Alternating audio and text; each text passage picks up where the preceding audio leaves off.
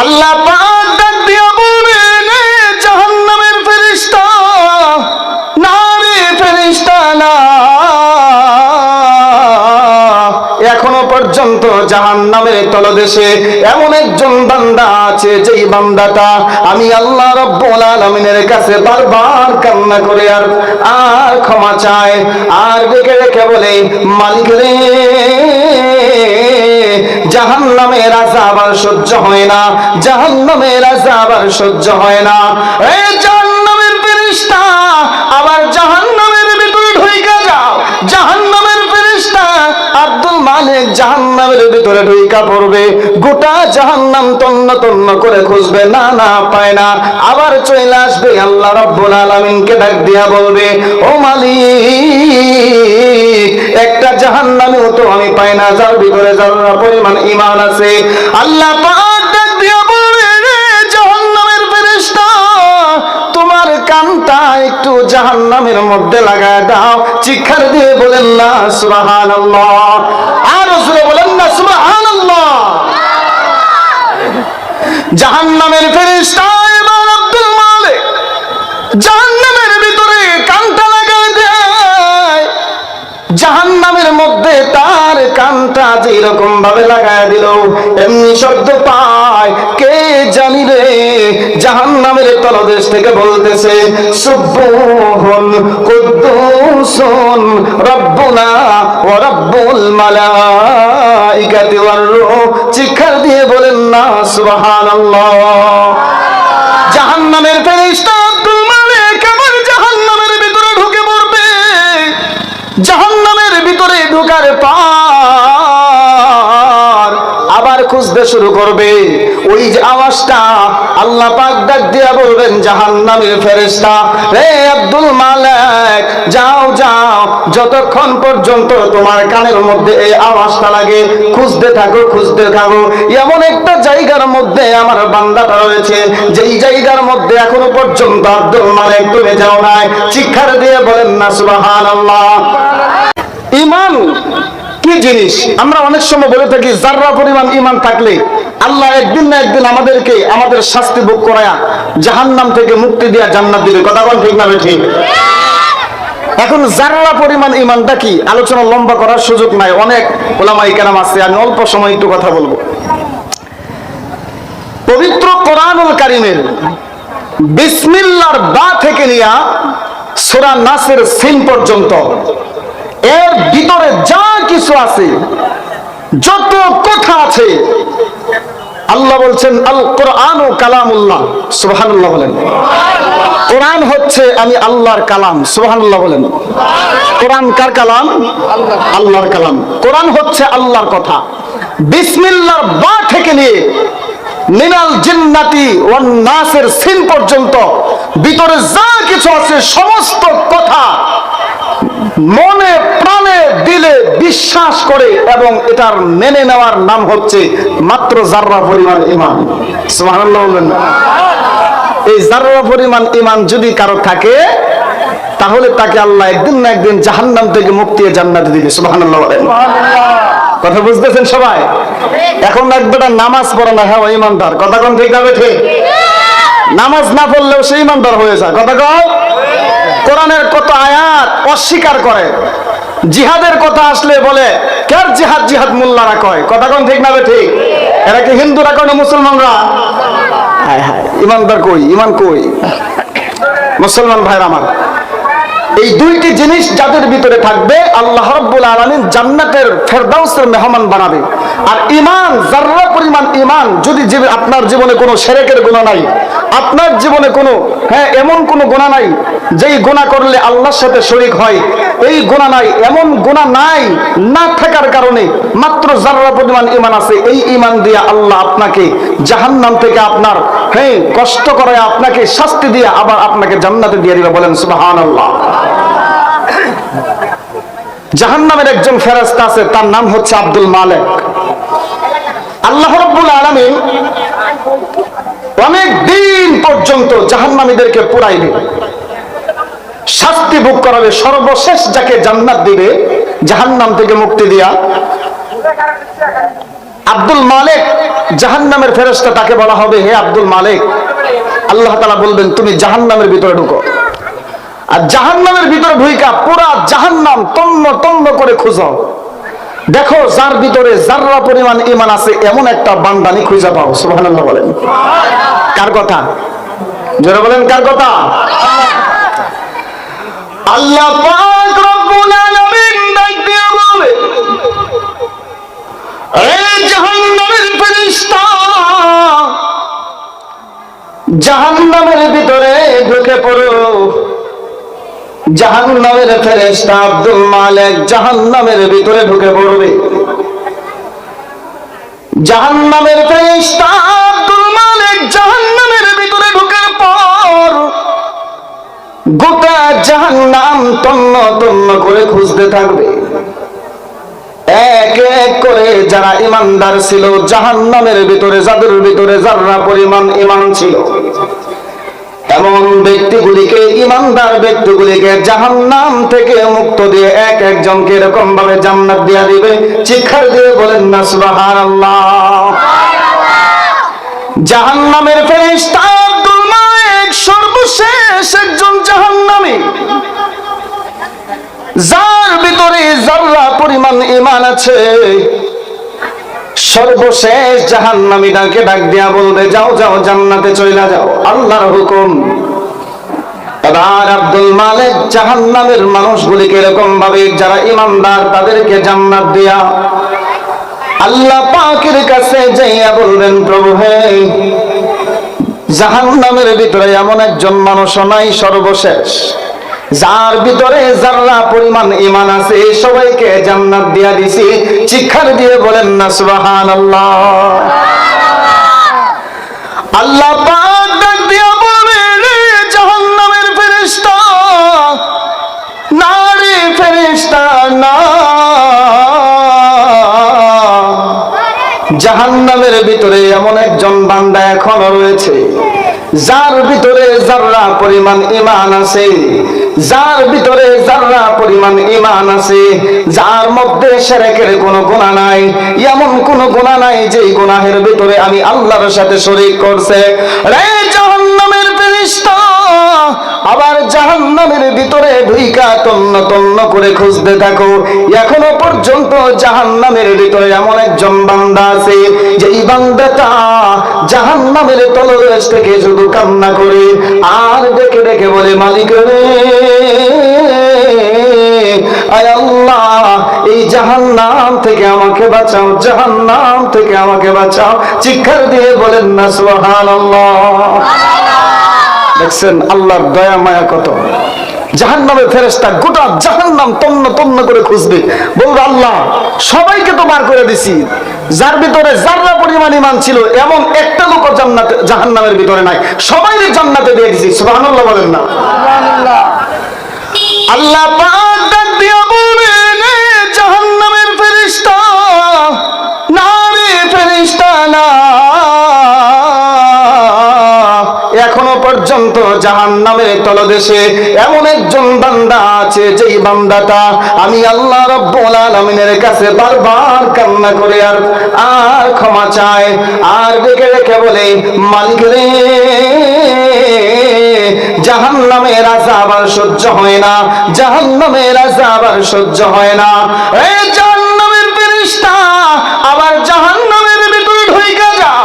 জাহান্নামের ফেরেশতা আব্দুল মালিক জাহান্নামের ভিতরে ঢুইকা পড়বে, গোটা জাহান্নাম তন্ন তন্ন করে খুঁজবে, না না পায় না, আবার চলে আসবে, আল্লাহ রাব্বুল আলামিনকে ডাক দিয়া বলবে, ও মালিক, একটা জাহান্নামেও তো আমি পাই না যার ভিতরে যারা পরিমাণ ঈমান আছে। আল্লাহ পাক ডাক দিয়া বলবে, রে জাহান্নামের ফেরেশতা, তোমার কানটা একটু জাহান্নামের মধ্যে লাগায় দাও। চিৎকার দিয়ে বলেন না সুবহানাল্লাহ। আর জোরে বলেন না সুবহানাল্লাহ। জাহান্নামের ফেরেশতা এবার আব্দুল মালিক জাহান্নামের ভিতরে কানটা লাগায় দেয়। জাহান্নামের মধ্যে তার কানটা যেরকম ভাবে লাগায় দিল, এমনি শব্দ পায়, কে জানি রে জাহান্নামের তলদেশ থেকে বলতেছে সুবহুন কুদ্দুসুন রব্বুনা ওয়া রব্বুল মালাইকাতি ওয়ার রূহ। চিৎকার দিয়ে বলেন না সুবহানাল্লাহ। জাহান্নামের ফেরেশতা আব্দুল মালিক আবার জাহান্নামের ভিতরে ঢুকে পড়বে। জাহান্নামের ভিতরে ঢোকার পর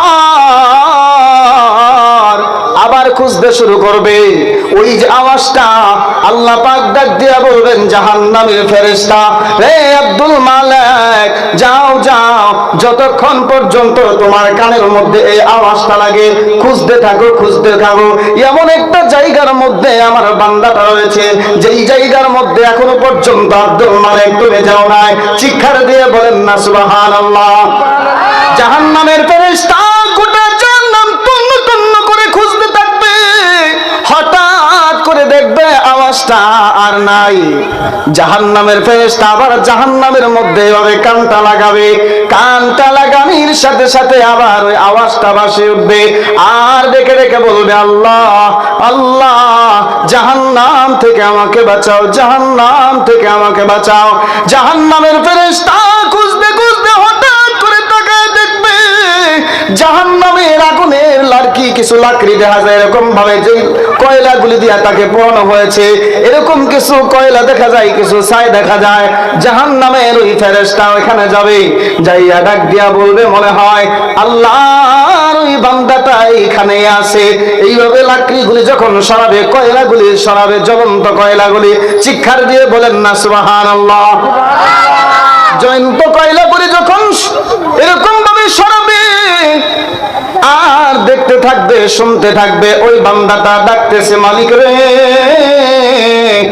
আর কতদিন আমাকে জাহান্নামের মধ্যে পড়বা।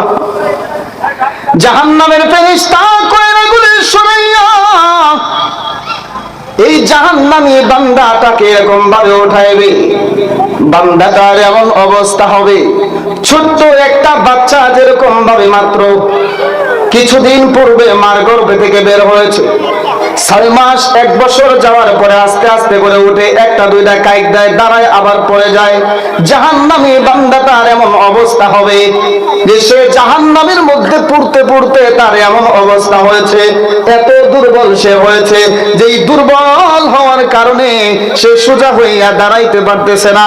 এমন সময় ফেরেশতা তাকে ধরে নিয়ে জাহান্নামের গেট থেকে বের করে আল্লাহ রাব্বুল আলামিন অর্ডার করবে, রে আব্দুল মালিক, ওই যে দেখা যায়, ওই যে দেখা যায় একটা বৃক্ষ দেখা যায়, যে বৃক্ষর নিচ থেকে এরকম ভাবে পানি প্রবাহিত হচ্ছে। চিৎকার দিয়ে বলেন না সুবহানাল্লাহ। ওই পানির মধ্যে নিয়ে তারে একটু গোসল করে দাও। গাছের নিচে যখন তাকে রাখা হবে, এমন সময় বান্দাটা দেখে দেখে বলবে আল্লাহ, এত সুন্দর একটা পানি, একটা ঠান্ডা পানি দিয়ে আমাকে গোসল করাইলা। আয় আল্লাহ, এতদিন জাহান্নামে থাইকা যে কষ্টটা ভোগ করছে, আল্লাহ গো আজকে এত শান্তি পাইলাম, এত শান্তি পাইলাম যা আমার জীবনে আর কোনোদিন পাই না। চিৎকার দিয়ে বলেন না সুবহানাল্লাহ। আল্লাহ পাক ডাক দিয়া বলবে, রে বান্দা, সর্বশেষ জাহান্নামে তুমি যার ভিতরে যারা পরিমাণ ঈমান ছিল তোমাকে জান্নাত দেব। এ বান্দা, এখন বলো না তোমার মনে কোনো আশা আছে কিনা? লোকটা ডাক দিয়া বলবে আল্লাহ, ওই যে দেখা যায় আরেকটা বৃক্ষ দেখা যায়, আরেকটা গাছ দেখা যায়, আমাকে যদি ওই ছায়াদার একটা গাছের নিচে আবার নিয়ে যাইতা। আল্লাহ পাক ডাক দিয়া বলবে বান্দারে, এরপরে কি আর কোনো আশা থাকবে? বান্দাটা দেখে বলবে আল্লাহ, জাহান্নাম থেকে মুক্ত করে একটা পানি দিয়া গোসল করাইছো, আয় আল্লাহ এবার যদি আমাকে ওই গাছটার নিচে একটু বসার সুযোগ করে দাও, আমি আর তোমার কাছে কিছুই চাইতাম না। সুবহানাল্লাহ বলেন না। আল্লাহর সাথে ওয়াদা করে কিছুই চাইতো না। আবার যখন তাকে ওই গাছটার নিচে বসানো হবে, এইখানে কিছু সময় থাকার পরে বান্দাটা ডাক দিয়া বলবে মালিক রে, আয় আল্লাহ, ওই যে দেখা যায় জান্নাতের গেটটা দেখা যায়, আয় আল্লাহ আমাকে যদি জান্নাতের গেটের সামনে একটু নিয়ে যাইতা। চিৎকার দিয়ে বলেন না সুবহানাল্লাহ। আল্লাহ পাক ডাক দিয়া বলবে বান্দা, তোমাকে জিজ্ঞাসা করেছিলাম তুমি আরো কোনো কিছু তোমার আবদার আছে নি, আরো কোনো আশা আছে নি? বান্দাটা ডাক দিয়া বলবে, আল্লাহ একবার যদি ওই গাছটা জান্নাতের গেটের সামনে আমাকে নিয়ে যাওয়ার কোনো আশা থাকবে না? সুবহানাল্লাহ বলেন। আল্লাহ পাক তাকে আবার ওই জান্নাতের গেটের সামনে যখন নিয়ে যাইবে, বান্দাটা এবার চোখের পানিগুলি ছাড়তে থাকবে আর কান্না করতে থাকবে, মালিক রে, ওই যে জান্নাতের ভিতরে দেখা যায় জান্নাতের কিছু নাজ নিয়ামত, লোকেরা দৌড়াদৌড়ি করতেছে, হাসি তামাশা করতেছে, আনন্দ উল্লাস করতেছে।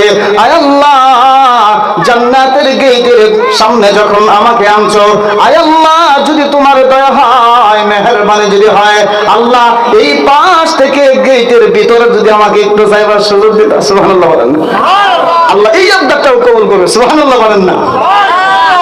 বলবে আমার শুধু এই বডিটা রাখা যায় এরকম একটু জায়গা দাও। আল্লাহ পাক ডাকবে, বলবে বান্দা যাও যাও। গেটের ভিতরে যখন তাকে দেওয়া হবে, বান্দাটা জান্নাতের গেটের ভিতরে ঢোকার পরে একটা দৌড় মারবে, চিৎকার দিয়ে বলেন না সুবহানাল্লাহ।